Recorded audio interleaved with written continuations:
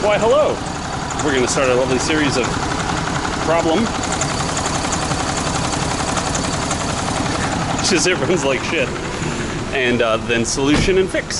So that way you too can have fun learning all this stuff.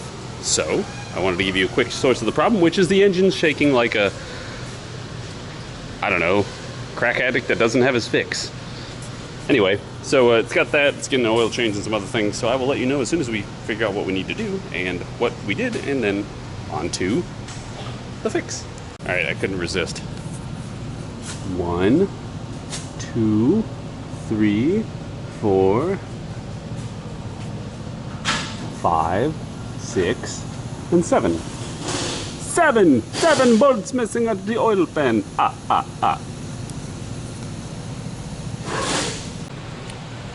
So we've gotten to the point where we've diagnosed a ton. We got a misfire on 1 and 4.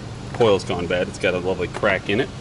The plugs are pretty worn out, which we'll show it later. So I want to do plugs, wires, and a coil. And then there's also this split. I don't know if you can see that, but you see that hose right there, how it's split?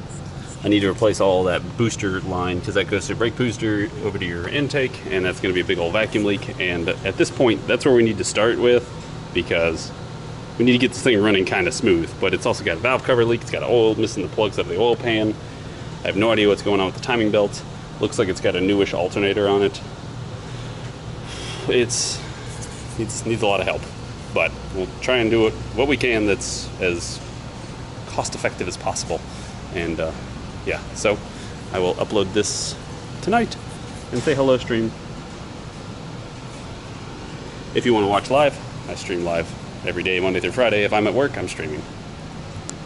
Alright, so we did all of these things. We did plugs, wires, coil, replaced the vacuum cleaner, and she runs great. She runs great. We put oil pan bolts, or bolts in the oil pan, and got that all tightened up. Half of the bolts were loose too.